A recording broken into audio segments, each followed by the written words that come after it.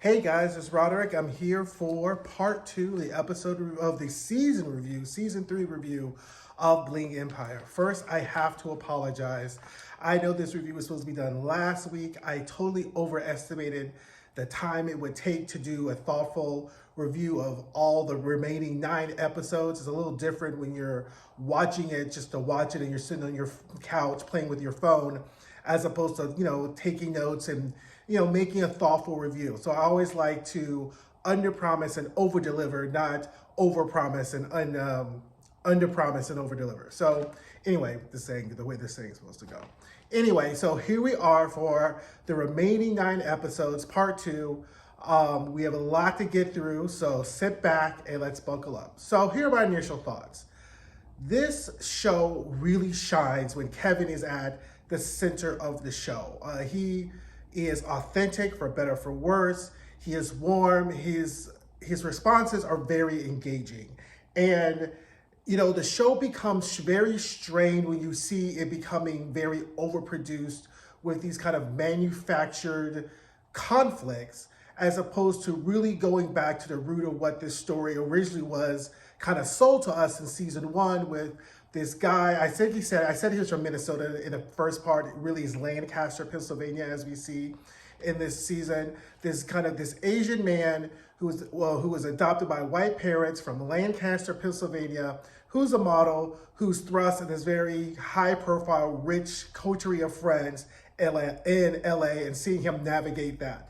If the show can stick to that kind of main focus or center of their narrative, the show really shines. The scenes with Kevin really shine because they're authentic, they're fun, and they're really heartfelt. When we kind of stretch off and the show tries to create kind of B and C storylines, you get to see the kind of nature of the overproducedness and the manufactured conflicts, which really could be, most of these conflicts can be centered around people really having authentic conversations with themselves, with the person they really want to have, and really moving through. Because the main conflict of this show, which the show does a really poor job of excavating, is who these people really think they are over the kind of superficial lacquer of Los Angeles and wealth versus who they really are, and how that conflicts with their cultural upbringing and who they really want to be.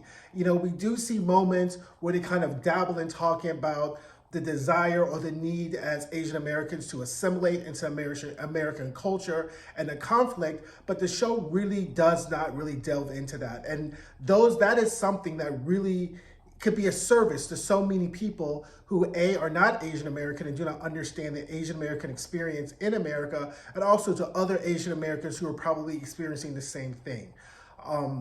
So that's kind of what the show really doesn't shine. The MVP award of this show, once again, goes to Anna Shea. Anna continues to be authentic herself and really have zero fucks to give, because unlike other reality television shows where the cast members are working the show because they need the money or they need the relevance and they are addicted to the fame, Anna is none of those things. So therefore, Anna shows up to what she wants to show up to. She doesn't show up the things she doesn't want to show up to. And more importantly, Anna does not play these kind of high school, really short bus mean girl games that we see in the series, and that she really cuts through the bullshit and she just really doesn't participate and underwrite people's bad behavior. If the people in the show were really friends, we would really see a lot of them really calling their other friends out for their bad behavior when it shows up. I mean, that would be a conflict, right? There's particularly, for instance, in a matter of Christine, the way people kind of bad talk Christine. One of the things I have in my personal mantra is I don't let people talk about my friends in my presence. Like, I can understand if my friend has harmed you or done something to you in a bad way, I will not invalidate your experience that you've had with my friend. But one thing I will not allow is I will not allow you to talk shit on my friend in the presence of other people who do not know my friend, or talk shit about my friend in general. Once upon a time, I had a friend group, me and my best friend were in that friend group, and I was there having dinner, and just casually like playing cards or something, all of a sudden they want to just rile up this conversation about my friend. And I was like, who's my best friend actually. And I was like, we're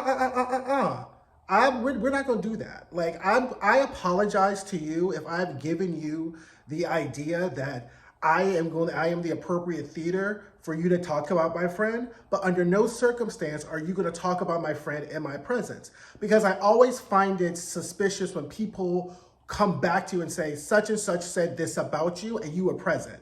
Because the next sentence should be, and I shut it down, and I said this.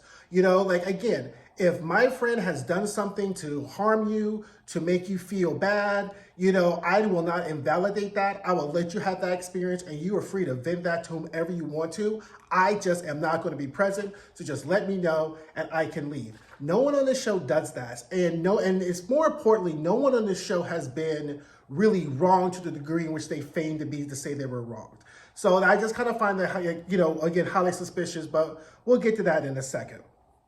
So let's start off where we left the last time, because I was really confused with this conversation with Christine and Jamie and why Christine thought that she needed to confront Jamie. But what we find out is that Jamie is somehow interconnected with this rumor that Anna is going to end Christine, right? So Christine, one of the biggest problems, I generally don't find Christine objectionable, but Christine has a presentation problem, which kind of goes to the root of why her and Anna have such a disconnect.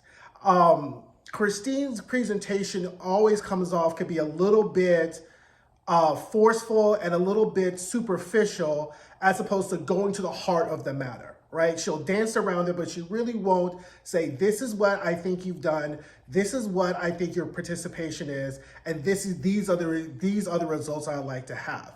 So when watching the episode, when we see it in episode 2, I'm kind of left with thinking like, what is this? Why is Jamie being brought into this? But we find out that Jamie has a relationship with this editor.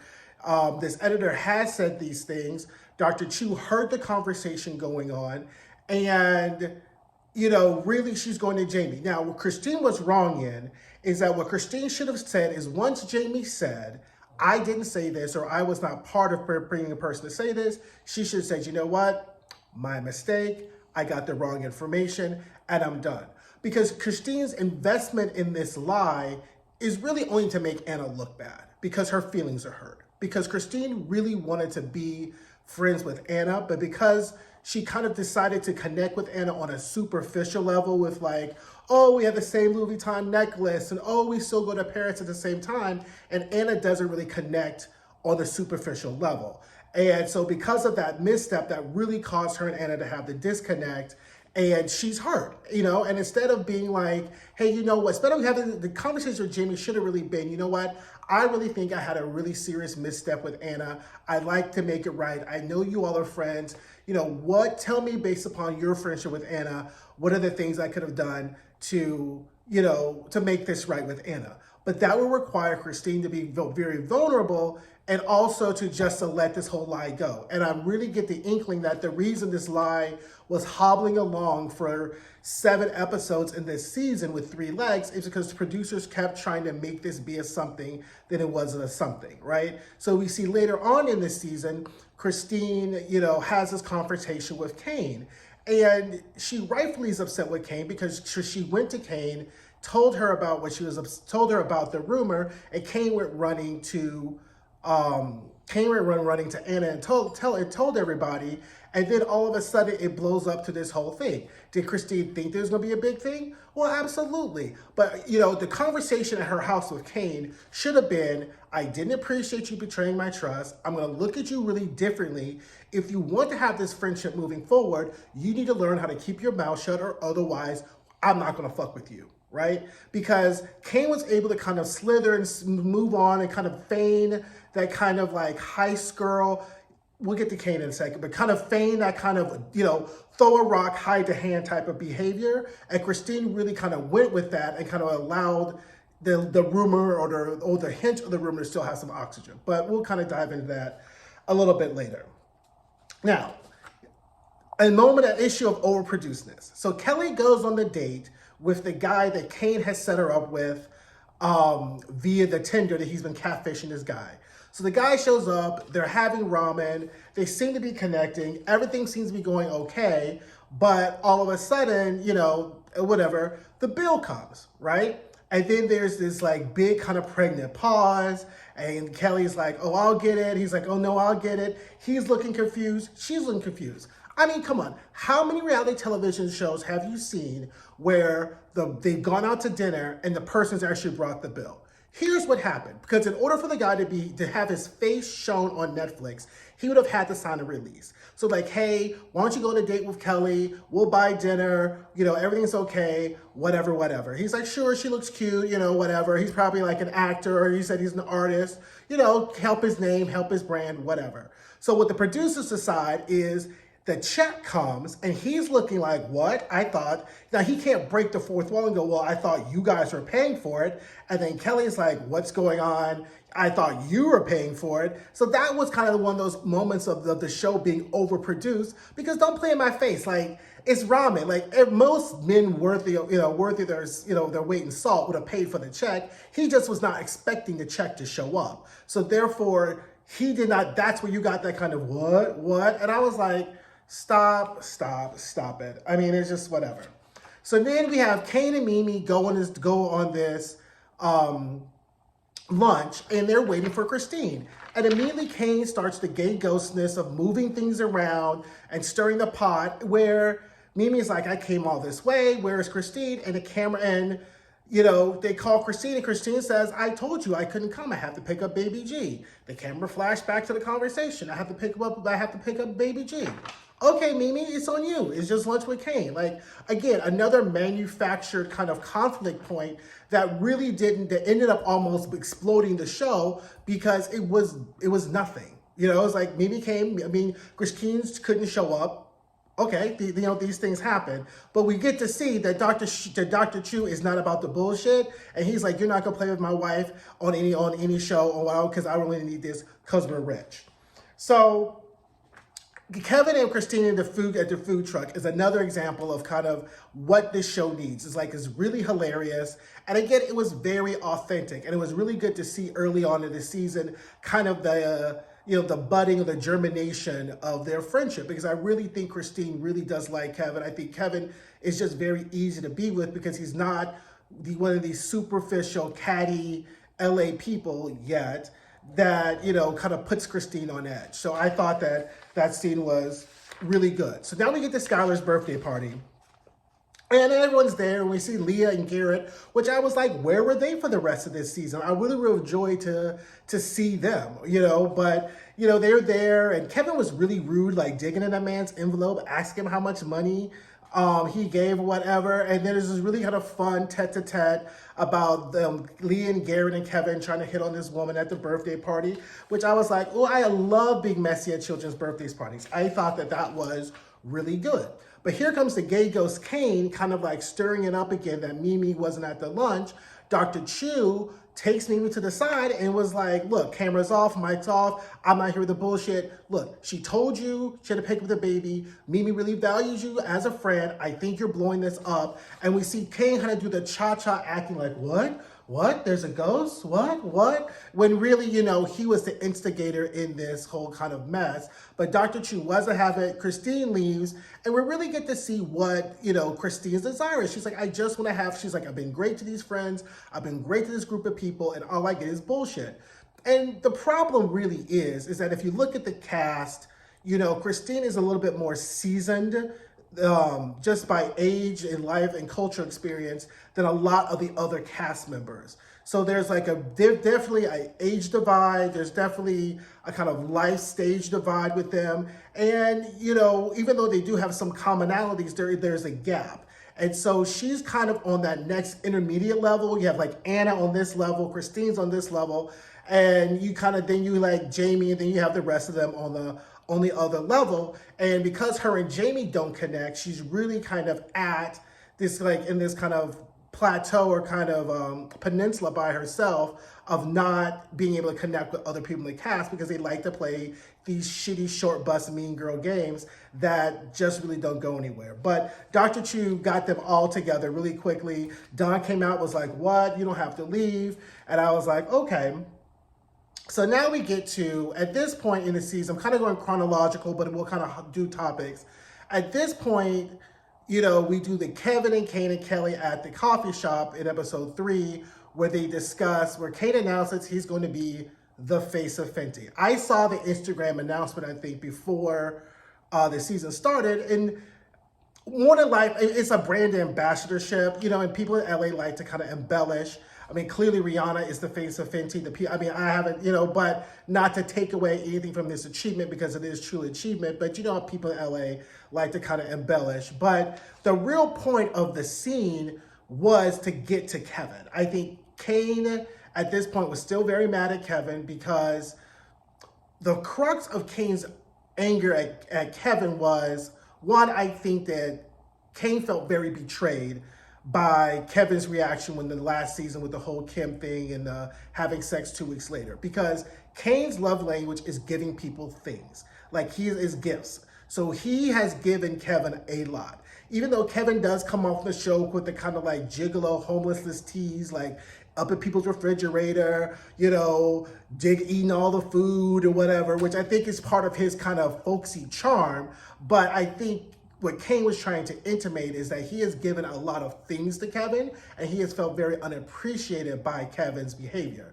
I also think there is laced within that some subconscious latent attraction or whatever to Kevin that also kind of fueled that betrayal. But that whole scene was to dig at Kevin with, hi, I got this new campaign. I want my friends to be happy. Now, Kane is not at fault for sharing with his friends some good news. And quite frankly, Kevin's reaction was quite inappropriate. Because as a friend, especially a friend you're trying to mend things with, you should have been happy for Kane. You should have congratulated for Kane. You don't let motherfuckers see you sweat. If you're going to be upset, you should have been upset on your skateboard on the way home. The time was not for you to storm off and cause a scene, because it does seem like you're just not happy for him, and you should have been happy for him, because one of the life lessons you will eventually learn is what God has for you is for you, right? So it doesn't really matter what someone else gets, because what your blessings have your name on it. So the fact is that Kevin just should have taken that in the chin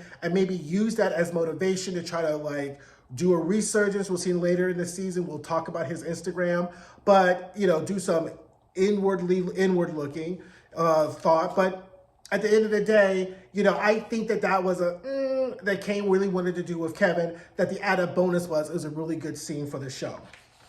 So I was just like, okay. So we get, you know, we see Anna and Jamie doing her unboxing, which I was just like, okay.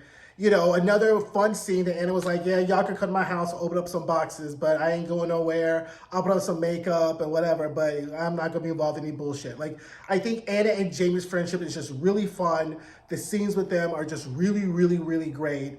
You know, it's them opening boxes. I was like, okay. So then, you know, we still get this traction with Christine and this lie. And, you know, that's when we reveal that Dr. Chu heard it. Then it comes out that Jamie had an NDA signed. And it just is so ridiculous because Christine squashed this with Anna last season when she went to Anna and said she said it, when Anna said she didn't say it. So at this point, the fact that people are calling you a liar, you don't need to, the only way you could prove that you're not a liar is to prove that Anna said it, right? Because you can't prove that you heard it, right? Because you didn't record the phone call. So the better thing to do is to say, you know what, I'll take this L, and I'll just move forward, right? But Christine, but the producers are still trying to Lazarus this lie as this kind of like point of conflict, and it really isn't a conflict because no one's going to say that they did it. They did it, and quite frankly, the producers had to make, you know, Christina and Dr. Chu watch their words because Anna said she didn't say it, and she probably would have sued the dog fuck out of Netflix and Christine if they had put it on their mouths and said she said it after she said she didn't say it. So at this point, it's you know, the dog's not going to carry the bone. Like, why are we still dealing with this? So anyway, So Kelly and Kane decide, so Kelly comes over Kane's house and he's just so upset because mind you, Christina's just kind of low-key cursed him out at her house. And Kane decides that he wants to go to Mexico just serendipitously.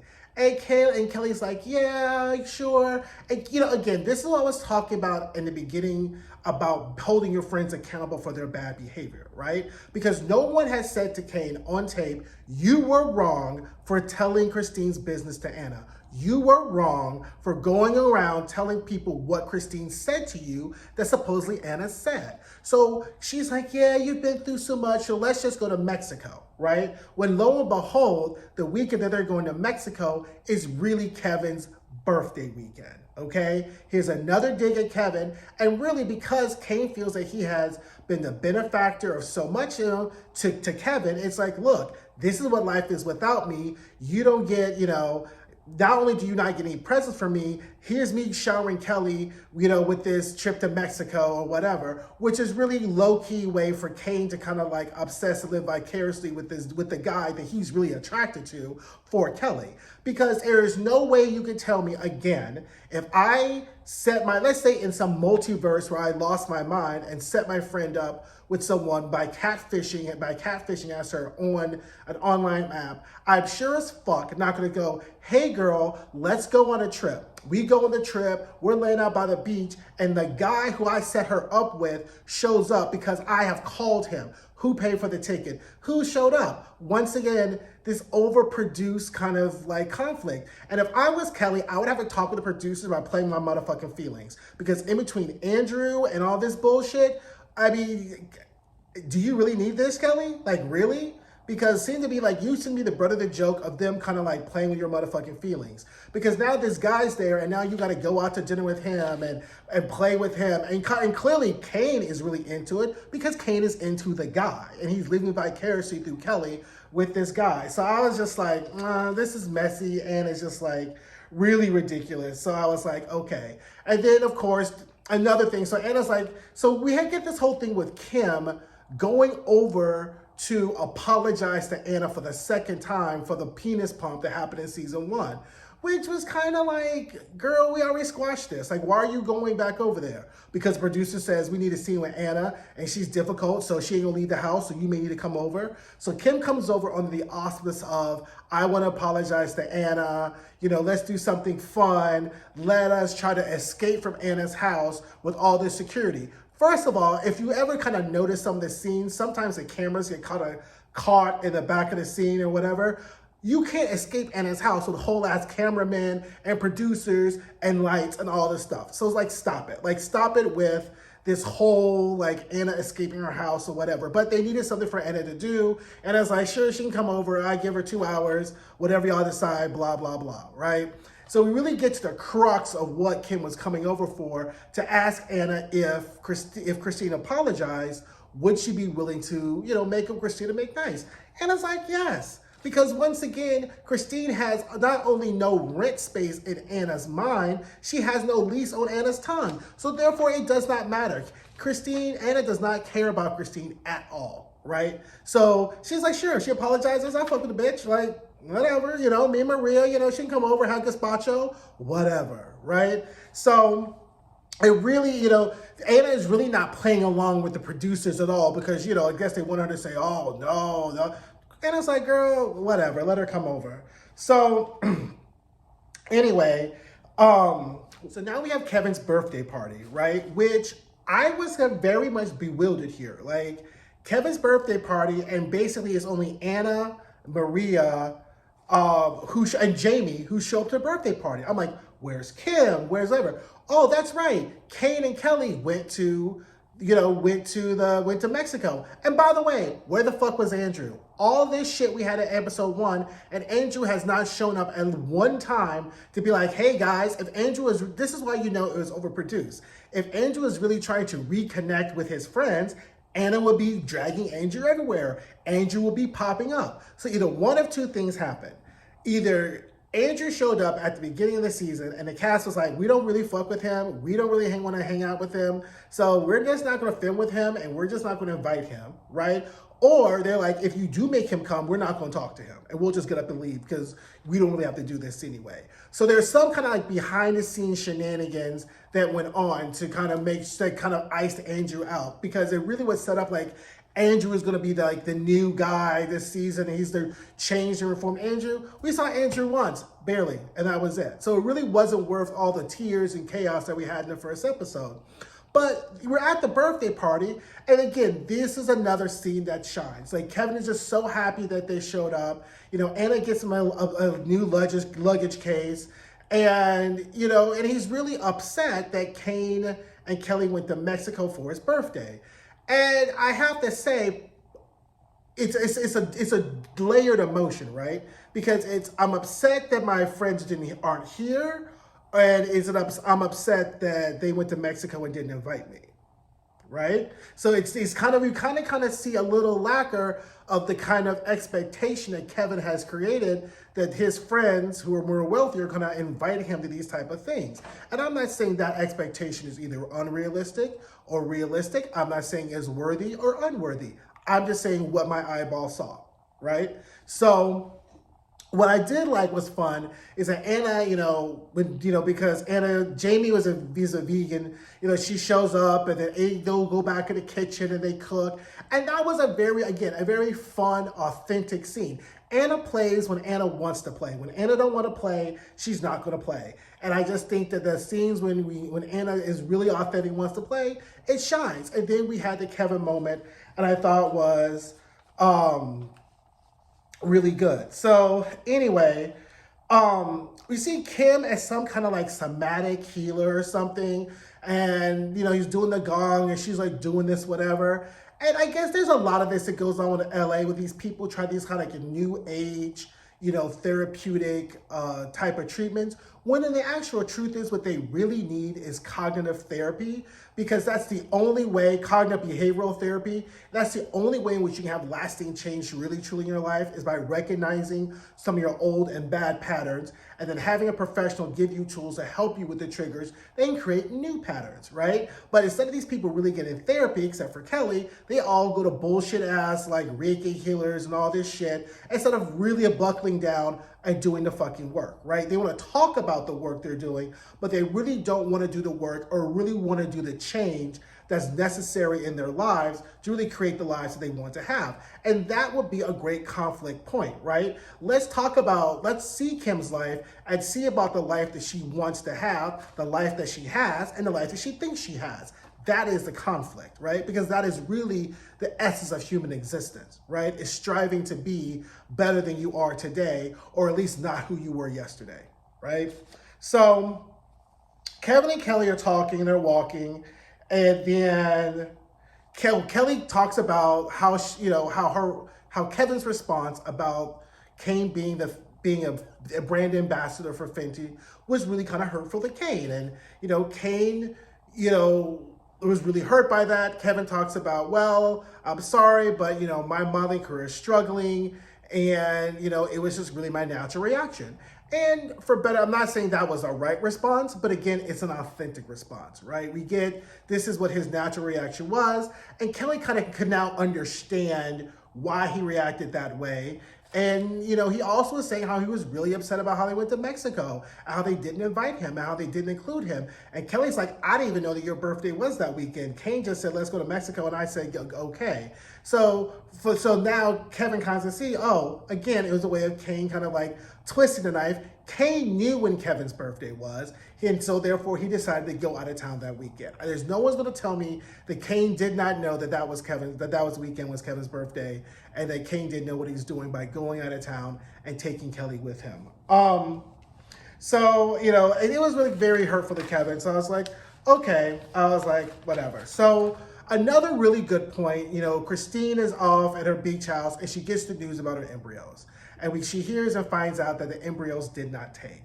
And it was like a very touching scene. And again, this was a very humanizing moment, because I think the show really likes to overproduce in the lacquer of material things and then underdelivers in substance, right? And so this was a very substantive moment where we really got to see the vulnerability and the hopes, and really, again, now I talk about the corporal realness, the realness of being a full person and what your hopes and dreams are, really got to see that with Christine. And so I thought that was really good.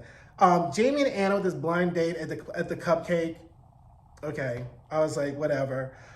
Then Christine gets the news she's going to be on Dancing with the Stars. I don't watch Dancing with the Stars, so I really didn't really watch and know how Christine did. But I was just like, okay. I was like, whatever, good for her. So Kim, Kevin, Kane, and Kelly go to Malibu. And, they start talking. And, the problem a lot with these people is that they have no boundaries, right? And when you try to enforce boundaries, they have a very kind of acerbic reaction to it, because what Kane is really saying is that your boundaries feel like punishment to me, right? So the fact is that once a person, if you've been used to kind of trumping over someone's life and then they immediately put in a boundary, it feels like punishment. It feels like they're cutting you off. It feels like they don't trust you anymore, when really what they're doing is just creating a boundary and saying, this space is for me and not for anyone else. And if people on this show have no boundaries or have a very poor job of enforcing boundaries, except for Anna, who really will tell you, or she just won't show up, or she'll curse you out and then just don't show up, whatever. But a lot of the work or help in this, a lot of the problems on this show could be solved by just having boundaries. No, Kane, you can't set up a Tinder profile. No, Kane, you can't go and run to the person who supposedly hurt me and tell me, and tell her how I said, what I've said about her. Boundaries. Boundaries are important. And what I have to, again, remind myself is, I'm 20 years older than most of the people in this cast. So therefore, the lessons that I learned I learned around the same age. So it's a progression, but I think when you're doing a show about people going through life, the expectation is to start seeing some change, right? Just like characters in fictional movies or television shows or novels have arcs, we're about at the point now where some of the people, where there is an expectation of an arc, right? Like we want to start seeing people kind of go up this way as opposed to just flatlining this way. And not in a superficial way, because the show does kind of throw on some things that are really like, oh my God, this is really important to me, but it really isn't, right? The old adages in the visual arts is show, don't tell. And so in the case of Kane, we always, I said we don't know anything about him. Everything we learn from Kane is by exposition and not by visual, right? So he'll tell us what he feels bad about, how bad his past was, but we don't see either the dissonance between who he is or who he wants to be or who he was, or never see any type of internal conflict or him being held accountable for his actions. So all we ever get from Kane is the exposition of his feelings, of his life, and never any visual proof of what that really is. And I think that is another pitfall that the show does, is that it really doesn't delve into who Kane really is as a person. Either it's because he's unwilling to show that, he's unable to show that, or there isn't anything there, right? Could only be one of the three.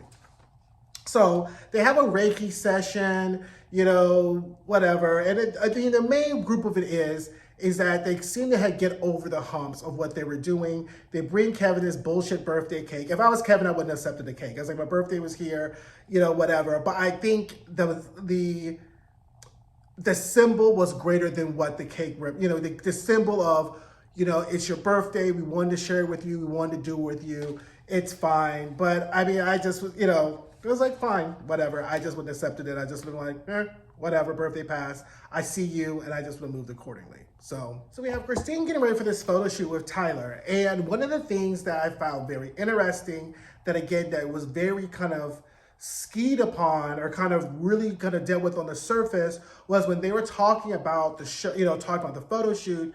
And she was like, well, do I need to get a tan? And he was like, I think you're great just how you are. But she delved into how, in Asian American culture, like her parents believe that looking pale is more important than looking westernized with the super tan, and the conflict that Christine has in kind of assimilating or to American culture or not assimilating. That is, literally that's the crux of the entire show, right? And then show just kind of like lets that be a point and kind of goes on and really doesn't delve into it. And then, not. And I really liked the photo shoot. I thought it was good. I thought Christine looked beautiful. I thought the picture turned out well. I kind of had to side eye the East versus West theme just because, as a student of history, Asian Americans, especially Chinese Americans, were treated horribly during the expansion into the West. They were instrumental in the building of the Transcontinental Railroad, but they were horribly discriminated against in the Western United States during the periods of the Gold Rush, kind of the 1849, 1869 period. So I don't think that Tyler had that in mind when he said that. I think that he just wanted, he thought East versus West was great. I think a Western idea kind of came to him. But again, these are the things that students of history should know, or if you kind of should know about when you're dealing with someone who's outside your cultural reference, right? Because I would, it would have been saying, hey, let's do a photo shoot and we'll do it at a plantation, right? But again, I'm not saying that that was Tyler's intent. I'm just saying, once again, people should really kind of think before they speak and really do their research on what they're about to do. That's all I'm going to say about that. So Kane wants to do double eyelid surgery. I'm not going to delve too much into this because I struggle with Kane because if Kane was my friend, right? If Kane was my friend, because what Kane does not visibly have on this show is other older seasoned gay men who could take him by the side and just look at him and say, sweetie, you're beautiful just the way you are. You don't have to change. You are perfect just as you are. And as a gay man, body dysmorphia is rampant in the gay community, and I'm not, as a person who works out 4 to 5 times a week, supplements, the whole, intermittent fasting, I have no rocks to throw, right? No rocks to throw in Kane's direction. But what I will say is that it comes to a point when I know that, like, for instance, I have a rest day and I hate rest days because I just want to go to the gym every day of the week, I have to talk to myself and be like, you're going to be okay. Missing one day, the gym is going to be okay. It's going to be okay if you meet your friends and have pizza. It's going to be okay. And I'm able to reframe my mind with that. And that's what cognitive behavioral therapy does for you, is that it helps to change the way in which you think. And that is what is missing. Because Kane wants to do this double eyelid surgery, which I found was very interesting that he didn't go to an Asian doctor for this surgery, but maybe there weren't any Asian doctors in LA who do the surgery, who knows? But it was very curious that he, we get this whole build up with him wanting to do the surgery. He has this wonderful conversation with Kevin, which I think was, Kevin has, is not always the most emotionally intelligent person in the space, but he really kind of flashed when having this conversation with Kane and trying to really show him the connected dots between his expectation of Western beauty and his acceptance of his Asianness, right? And why he get to do it. And we had to reveal that Kevin got the eyelid surgery, which once again is why I keep saying the show shines when Kevin's on the show, because everything feels more authentic and feels more genuine. But we do see at the resolution of this that Kane decides he does want to do it and starts using lots of code words and phrases like he's been to a therapy session before. So I think somehow somebody what would have been great for the show would have been a French intervention. Like, you talk about why did you not have a French intervention with Kane about his therapy, about his plastic surgery? That would have been a great scene for the show versus you trying to make me think that Anna's escaping from her security. Like, that would have been a substantive point on the show to do. But at least I'm glad that he didn't go through the surgery. And Kane, you're beautiful just the way you are. And the sooner that you get to love and accept yourself, the sooner everything else in your life will click. I can tell you that as a 46-year-old Black gay man, that is the truth what happens. So, okay, so now Kevin asked Janice, the Reiki healer, out on a date. Kevin just very much seems to be one of those guys who wants to be in a relationship. I'm unsure what connection he is. He may just be, I just get the sense that Kevin is genuinely lonely for female companionship, right? So he asked the Reiki healer out on a date, and they go on a date, and the date seems to go nice. They seem to have something in common. One of the things that people in their 20s don't do is they don't look for common interests, right? I had a therapist once that tell me that there's a difference between dating and mating. And you can't, just because you go with a person and they're hot and they're a foodie. Every fucker likes to eat, right? So everybody's a fucking foodie, right? So, and everyone likes to travel, because who doesn't like to go to different places? But you kind of look for similar interests, similar backgrounds, similar upbringings. And Kevin and Janice seemed to have that. And I thought that was like, oh, this is really interesting. The whole conversation with Kim about dating the Reiki healer, I was very proud of Kevin for holding his ground with Kim, being like, if you don't want me, why the fuck does it matter who I'm dating, right? I thought that across the board he was very firm, and I thought that was the perfect way to handle that situation. And Kim was being ridiculous. Let's say it was, instead of a Reiki healer, a gynecologist, or her therapist, or her makeup artist, right? Are all these people in Kim's life out of bounds for Kevin to date? Absolutely not, right? Clearly, the only thing that Kim was worried about, that we see, she said she felt vulnerable. She felt exposed, right? Because that is true being a human, right? Being exposed and worried that other people may actually see you for who you are, for better or for worse, right? And that's what Kim did not like feeling. And I thought that the conversation that Kevin had with Kim went great, until he totally decided to backpedal and pussy pop and call Janice and say that he doesn't want to see her. I think Christine gave Kevin the worst piece of advice ever. I do not care. There's no one you're going to tell me that he should not be able to date her Reiki healer, right? Because they didn't talk about Kim, right? It does not matter. So all these people are not out of bounds just because they have a professional relationship with Kim. What the problem is that Kim likes to have Kevin on a short leash. So what happened was when Kevin saw that Kim had such a visceral reaction to him dating the Reiki healer, he thought, maybe I still have a chance, right? So then he goes and dumps Janice, not because he really cares about Kim's feelings, but because he thought that now he had a chance with Kim because she got so upset. So maybe all I need to do is give this more time.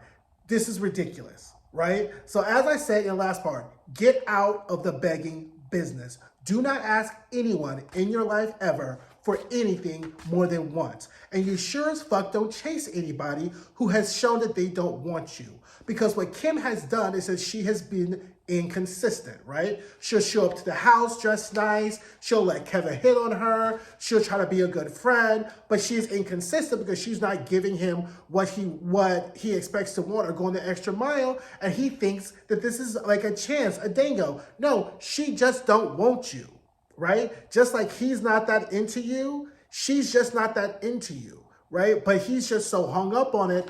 And I don't know whether it's because Kevin is one of those fuckboys who thinks that he deserves to have a super hot girlfriend, because I've yet to hear anything about Kim that he has deigned to say, this is why I like Kim so much. This is why I think Kim is so special. This is why I think Kim and I should be in a relationship. He has not said any of those things, right? We just know that he just likes Kim just for Kim. And it just gives me fuckboy tease that he's just one of those straight men who really thinks that he deserves to have that because he's attractive, he should have a super hot chick as his girlfriend. And I'm just like, no.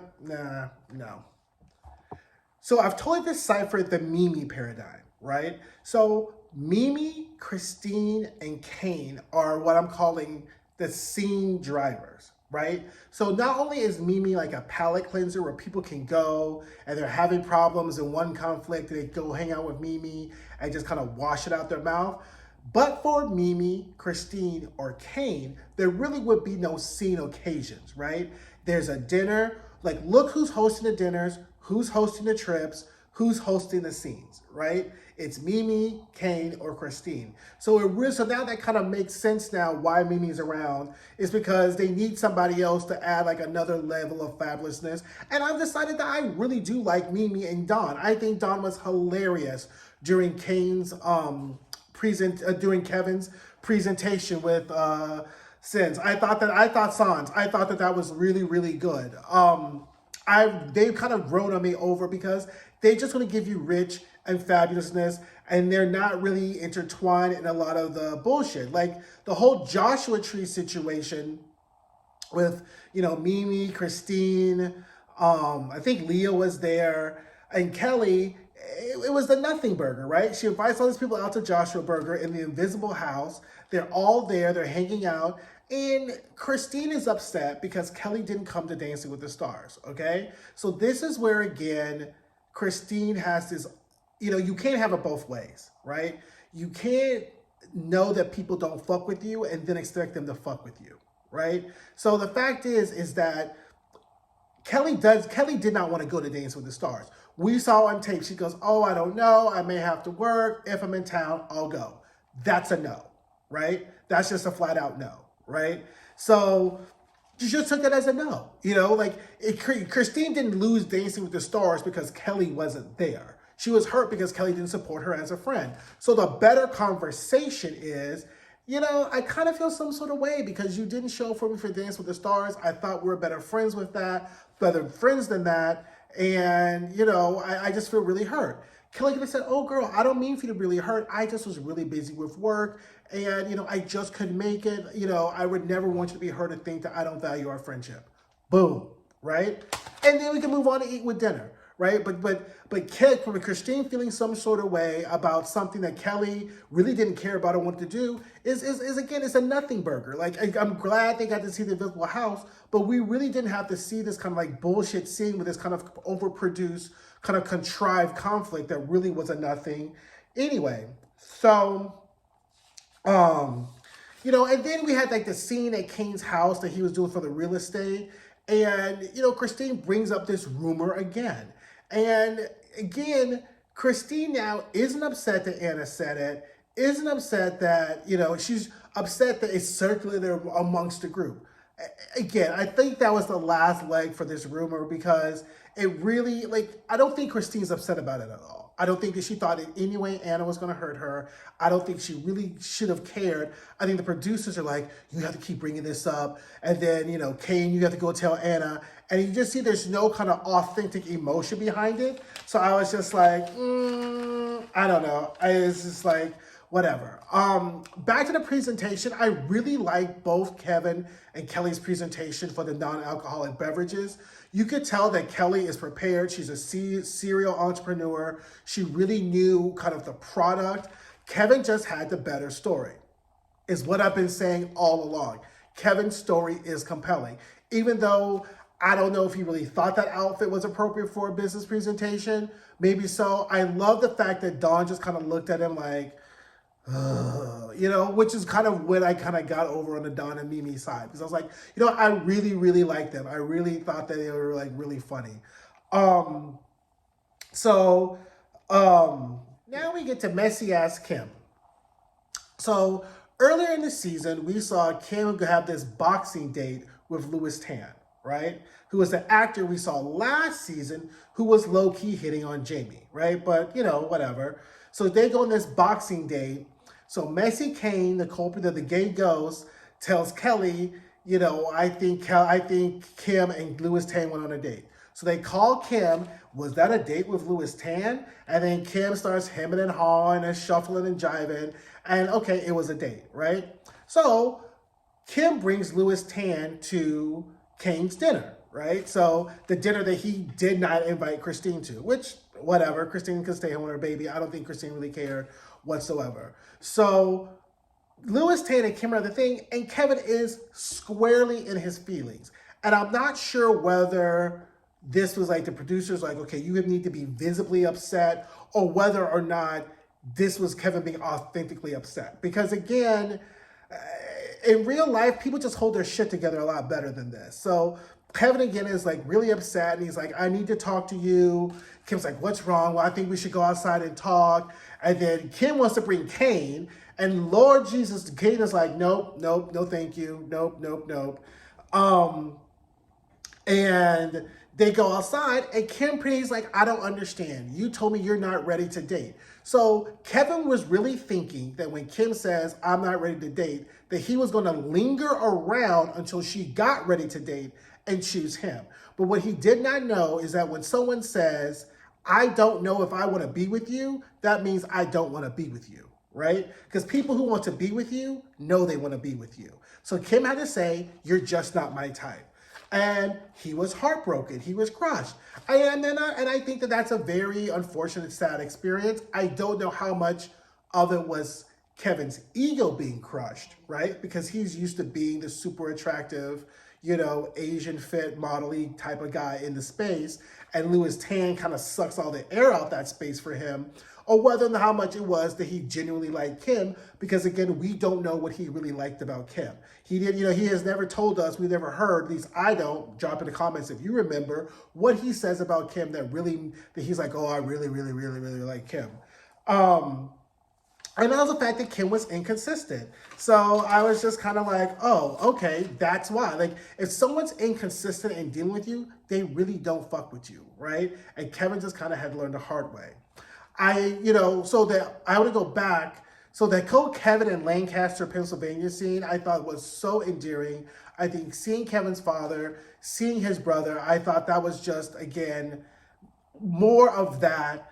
The whole car accident thing was just like, what? I did not see that coming. We don't really get the details of what happened, I guess, for liability and insurance reasons. Hopefully the car was insured or whatever. But that was unfortunate. Now, what we saw was, since they were supposed to have a road trip across the country, right? So production's planned for this whole multi-day road trip. Now they have to scramble, right? Because the road trip is cut because the car's been totaled, even though he just could have got another car or whatever, or Kane, why didn't Kane just buy him another car or whatever like that? But needless to say, the road trip is canceled and they have to go to New York, which we have a very interesting meeting with the CEO of Elite Models, who really does the deep dive into what the problem is with Kevin and his modeling career, right? Because she was in last season, actually, so they come and see her, and she goes to his Instagram, and Kevin's thinking that the best way to show that he's a model is just have lots of pictures of him modeling, right? And what she is saying is, you are the brand. So what is it that you stand for? What is your story? And that your Instagram has to tell the story of who you are and what you're passionate about. And I don't think Kevin is thinking like that. Kane is thinking like that because that's how Kane got to deal with Fenty. But Kevin really is not thinking about how him as a whole person can elevate his modeling career, right? He understands how his sobriety can help with his non-alcoholic beverage, but he's not putting everything together in like, who is Kevin as a brand? What is Kevin really passionate about?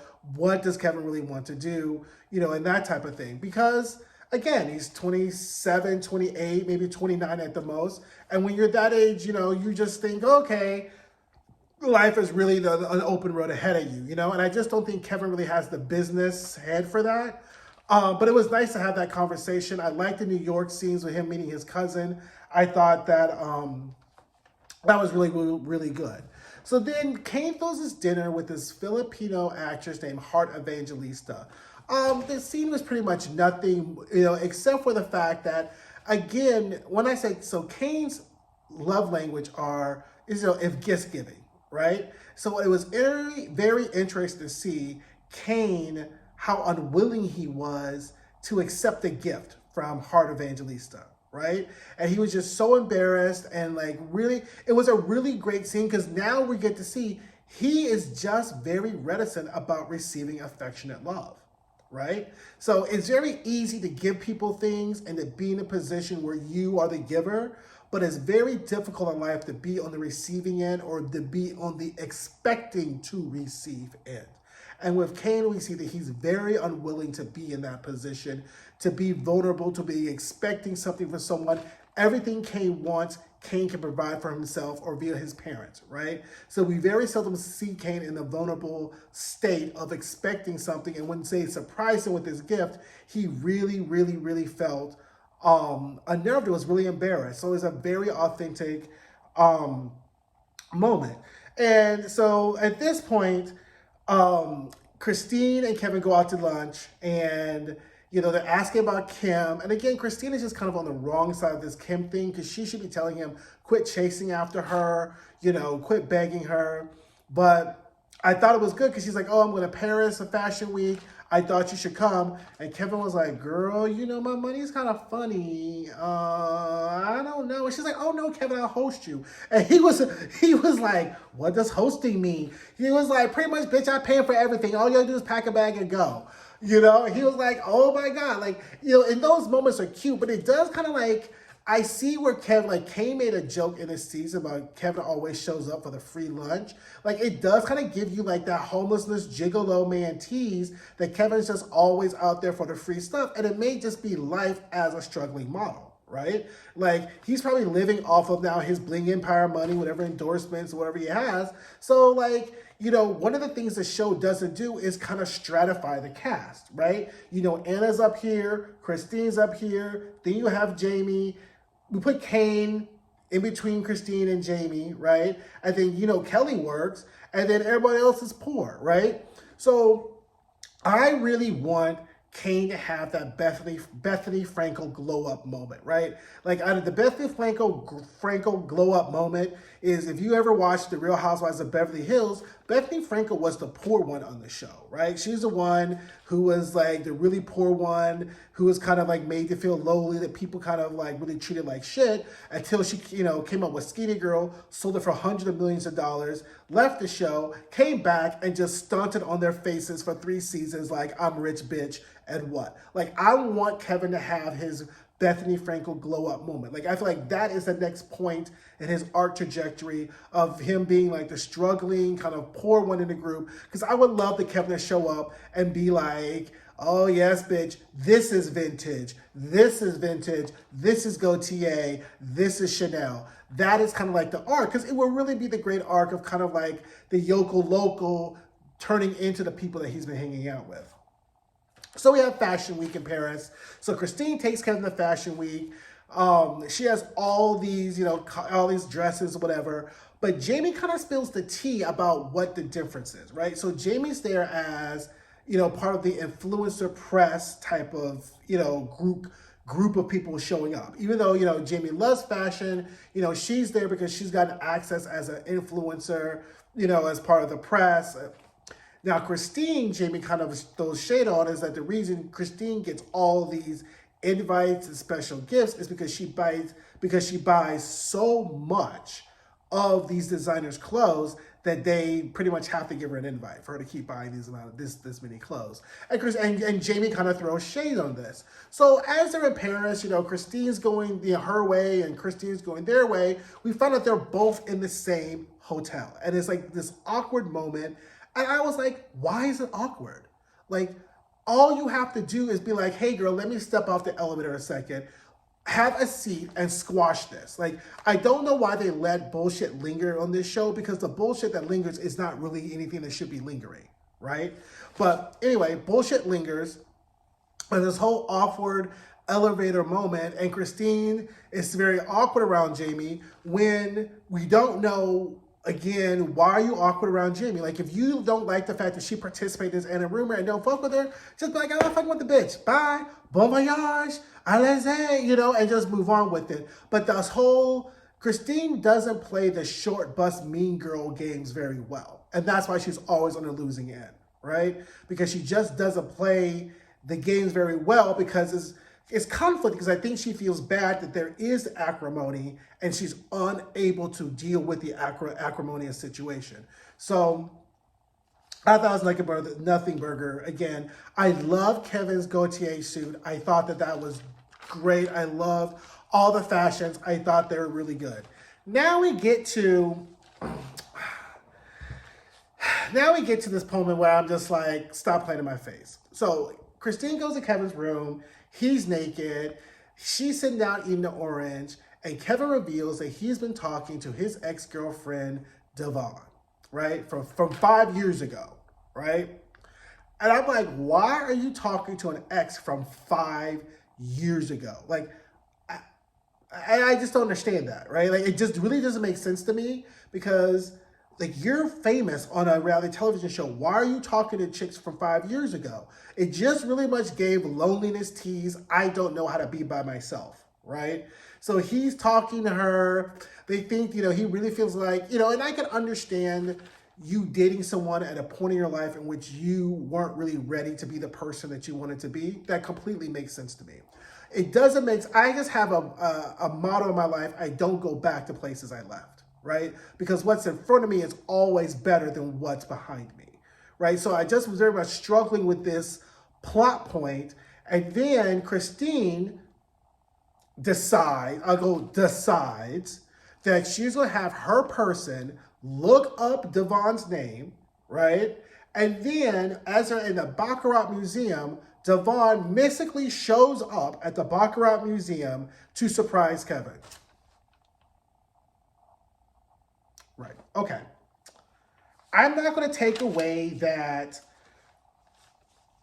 may have happened, but what I'm not going to believe is that somehow Christine called this woman. This woman's like, come to Paris to surprise Kevin, drop all your shit and come on over, right? I'm just not gonna believe that's just how things moved that quickly, right? So, but I was like, you know what? Maybe I'm just a skeptic and a cynic and a grouchy old man. We'll go with this, right? So anyway, they go. So then we jump back to Kelly and Kim, and then all of a sudden, Kelly wants to give the dog back to Andrew. She has a dog Reiki person. And again, it was a nothing because we don't see the interaction between her and Andrew, right? So again, it was just like, we could have gone back to Paris to see what this bullshit was with Christina Devon, because Kevin walks into the ballroom, he sees Devon, and she's in this whole ass nice outfit. Did she just have it in her closet? Right? And her and Kevin hug and they kiss.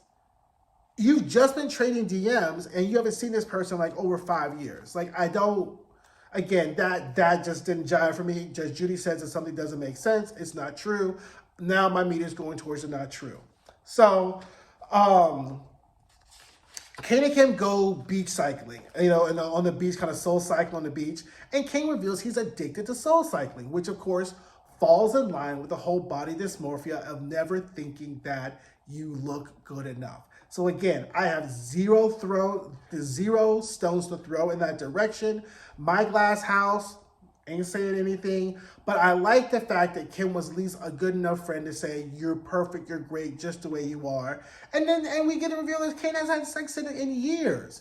So I think the fact is that he doesn't feel comfortable enough being naked and vulnerable with another person, than to have sex with. And I totally understand that, having gone through heavy stages in my life and not feeling good about myself, it totally affects your sex life or your willingness to engage intimately with another person. But these are the corporeal moments from Kane that we needed to see a long time ago, not just in episode 10, because he really has been operating like a gay ghost, gay ghoul, kind of translucent, not really real, with these kind of like real moments kind of in between.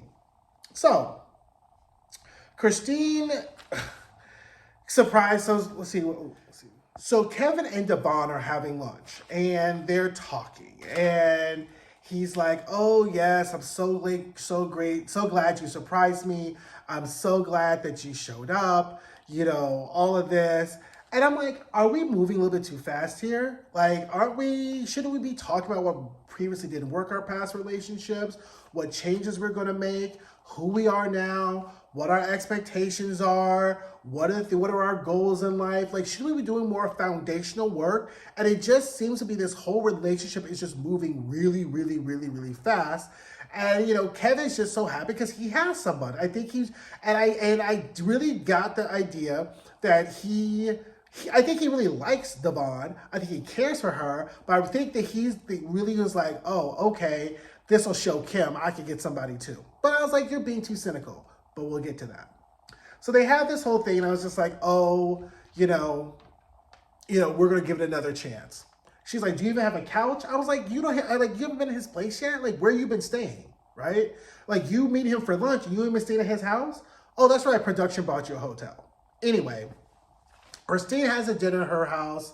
Kelly and Kim show up. They're like, are we the first people there? Like, oh no, Kevin's here. Flashback, Kevin and Devon are there. So this is Devon's big coming out party. And I was like, okay, cool. This will be nice. I was like, I'm here for the fuckery. I was like, this will be cool. This is what Kim deserves, whatever. But instead of Devon coming out when Kevin comes out, right? She's nowhere to be found. Like, she's not seen. And I was like, are you going to do some grand reveal? Of course they're going to do a grand reveal. So everyone shows up. Sans Anna, who's in New York, living her best life. Anna's in New York on carriages and gowns, playing the piano, pouring drinks at bars. And we really get to see that sometimes Anna has to check out of the kind of superficial, super seriousness of LA and go to more grounded, real places. And I'm not mad at her, So Anna's is in New York living her best life. They're in LA at this like faux debutante coming out party for Kevin's girlfriend. So everyone comes around the table. I thought the table looked beautiful. People were saying that flowers were a little bit too tall, but I thought it was cute. I mean, I think it's kind of in line with Christine's taste. So I thought it was cute. So then all of a sudden, here comes Devon through a back panel of the dining room, and everyone's like, and Kim was like, did you know about this to Kane? Kane's like, oh, I didn't know about this. And it's like, this is Devon, and Christine does this whole thing about she's so happy to be with friends and people they love, and she's now that Kevin is with someone that he loves. And it's this whole thing, and then Kevin gives his speech, and then Kim is just looking shocked. And this is all what Kevin wanted all along, right? He wanted to do this because he wanted to see, what Kim's reaction was going to be. And Kim got caught with her slip showing because Devon is hot. Devon was unmoved by Kim or Kelly, or any of them bitches were there. And she was just like, I can play along with you bitches quite well. So I think that Devon's going to be the girlfriend for the next season just to have some shit with Kelly and Kim and the rest of them, because she seems like she's ready to play this reality TV bullshit, right? She seems like she's ready to play. She has her makeup done. She has her nails done. She's like, I can be famous, and this whole thing could go for like half a season and whatever. So Kim was really, really, really bothered. And she kept trying like, is this a girlfriend who rejected you? Is this the person? And she's like, no. And Kim is really bothered. So this is really what I think Kevin really wanted, because we'll see when we get to Kevin's sobriety dinner, all he does is make digs at Kim, right? So why are you pressed about Kim, rejecting you, not being the person who wants to be with you, making you do a lie detector if you have a whole ass new chick? Right? Except for if the new chick was nothing more than for you to try to get Kim. Which, once again, I don't understand why you're chasing Kim, right? Like, I just don't, I just still not getting it. So, again, it's just a really, really good show. We find out that Kelly has a new man. He's Chinese, but he ain't on the show yet. Good for Kelly, because of all the people, Kelly is doing the work, right? She's seeing a therapist. She's deciding not to date. When she knows that she's not fully healed yet. She's not engaging with Andrew for any bullshit level, and she's really is trying to do the work on herself. And so she really is the model that I think the other cast members should follow on doing the work to make yourself a better person. So that is it. I know this is going to be a super, super long review, but I wanted to get it to you. Also, I will not be reviewing Bling Empire New York. Like I said, I like Bling Empire because I like the story when it centers around Kevin.